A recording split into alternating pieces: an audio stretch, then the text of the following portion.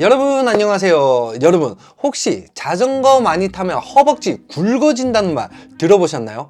대다수의 분들이 자전거를 타면 과도하게 다리가 굵어질까봐 혹은 얇아질까봐 망설이시는 경우가 상당히 많은데요. 실제로 제 친구 같은 경우는 자전거 딱 10분만 탔는데 허벅지가 바지에 껴서 못 입는다는 친구가 있었는데요. 반대로 한 친구는 짱짱한 허벅지 좀 만들어 보겠다고 매일같이 죽어라 자전거를 탔어요. 근데 기대했던 강철벅지는커녕 살만 빠지고 더 볼품없어졌더라고요. 분명히 사람들이 자전거를 타면 허벅지는 물론이고 엉덩이까지 뽕긋하게 업된다고 하는데 왜 이런 결과가 나왔을까요? 어떤 분들은 맨날 자전거 타니까 살 빠져서 그렇다 라고 생각하시는데요. 사실 다리가 굵어지거나 얇아지는 건 자전거를 탈 때 운동 강도에 따라 완전히 달라져요. 그냥 많이 탄다고 해서 변하는 게 절대 아니에요.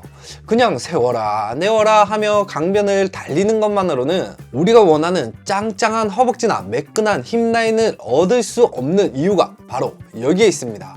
그래서 오늘은 자전거 탈 때 중요한 핵심 요소 3가지 케이던스, 토크, 그리고 고관절 중심 페달링으로 허벅지와 엉덩이를 내가 원하는 대로 만드는 방법을 알려드릴게요. 튼튼한 허벅지가 제2의 심장이란 말 들어보셨죠? 문제는 무작정 열심히만 탄다고 절대 굵어지는 게 아닌데요.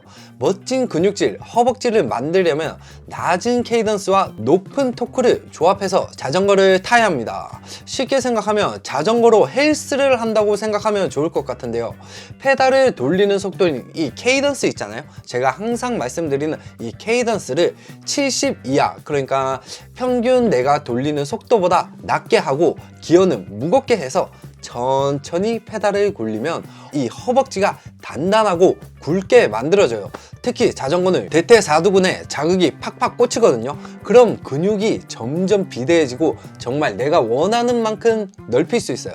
실제로 헬스장만 나가보면 페달을 미친듯이 빠르게 돌리는 근육쟁이 형님들은 별로 없죠. 거의 대부분 빠르게 굴리는 분들은 여성분들이나 이제 유산소를 필요로 하시는 분들이 많은데요. 이런 근육쟁이 형님들께서는 무거운 기어에 낮은 케이던스로 힘줘서 타는 이유가 바로 이런 이유예요. 이렇게 고저항 저속도 운동을 하게 되면 다리 근육에 가해지는 힘이 더 커져서 근육 섬유, 특히 속근 있죠. 이 속근이 더 많이 활성화가 되는데요. 이 속근이 지구력은 떨어지지만 이 큰 힘을 내는 근육이라서 조금만 자극을 줘도 쉽게 비대해져요. 다만 이 방법이 벌크업에는 효과가 진짜 지리는데 높은 토크로 페달을 굴려야 하잖아요. 그럼 부상의 부담이 갈 수도 있으니까 꼭 운동 전후 스트레칭이나 가벼운 기어로 웜업과 쿨다운을 하는 거 절대 빠져먹으시면 안 됩니다. 그리고 처음부터 고토크의 고반복으로 운동하시기보다는 20초 정도 높은 토크로 타고 40초는 가벼운 기어를 굴리면서 쉬어주는 식으로 인터벌 훈련을 5회 정도 반복해 보시기 추천드려요. 반대로 저처럼 안 그래도 굵은데 더 굵어질까봐 자전거 망설이시는 분들 분명히 있죠. 특히 여성분들 중에는 자전거 타면 허벅지 굵어진다, 스피닝 끊었더니 살은 안 빠지고 다리만 굵어지더라 하시는 분들이 분명히 계시거든요. 실제로 제 주변에도 스피닝 했던 친구들 반 이상은 다들 이런 이유 때문에 자전거에 치를 떨더라고요.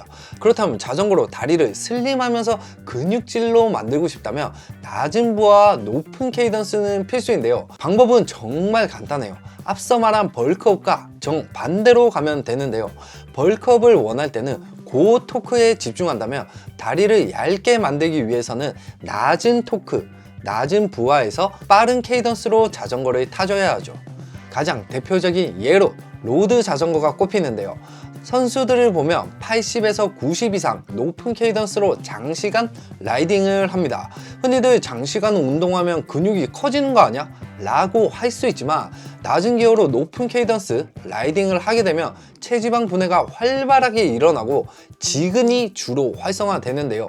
이 지근이 속근과는 다르게 작은 힘으로 오랜 시간 지속적으로 움직이는 근육으로 로드 자전거를 타게 되면 이 지근이 상당하게 발달돼서 과도하게 근육이 비대하기보다는 유선형으로 매끄러운 근육이 발달하게 됩니다.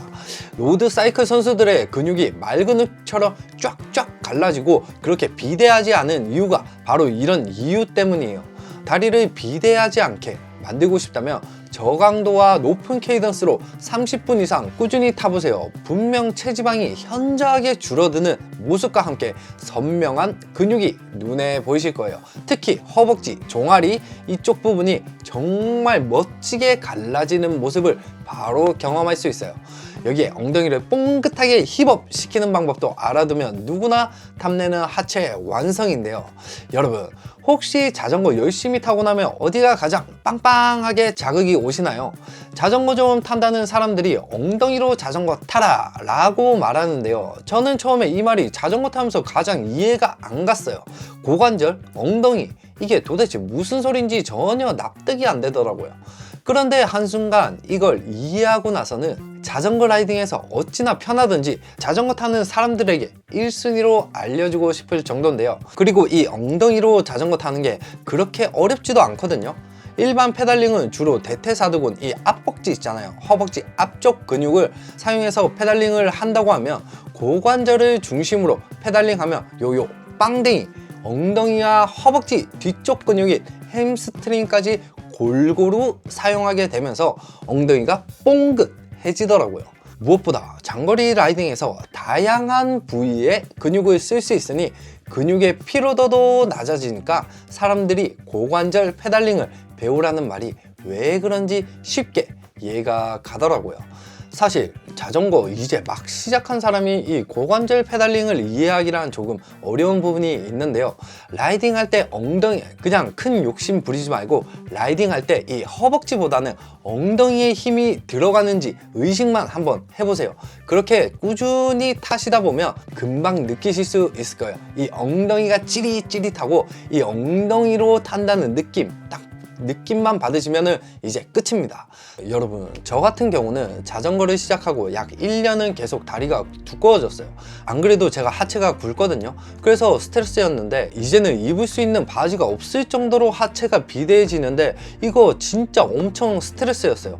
자전거는 타고 싶은데 이 하체가 굵어지니까 어떻게 해야 될지 정말 많이 고민했어요. 그래서 여기저기 다 물어보고 책도 뒤져가며 방법을 찾았는데요. 그렇게 어렵게 이해한 방법으로 2년 차부터는 균형 잡힌 하체를 만들 수 있었던 것 같아요.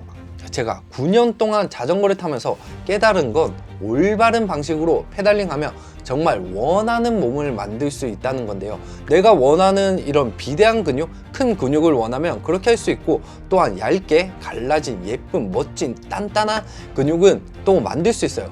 여러분은 저처럼 시행착오를 겪지 않고 더 건강하게 멋진 하체를 만드셨으면 좋겠습니다.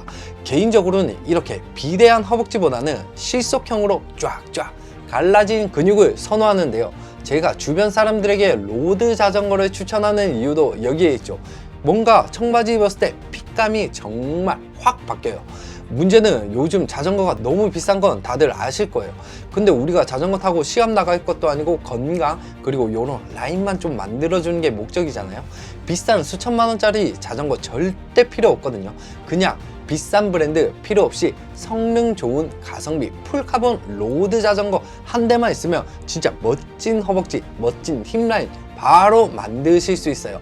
그런 가볍고 좋은 풀카본 자전거는 링크에 남겨뒀으니까요. 필요하신 분은 참고하시고요.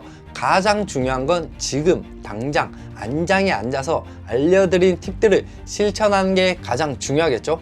여러분, 오늘처럼 누구나 따라할 수 있는 유용한 정보들을 빨리 받아보고 싶으신 분들은 구독과 좋아요를 눌러주시면 앞으로도 더 많은 꿀팁으로 찾아뵙겠습니다. 감사합니다.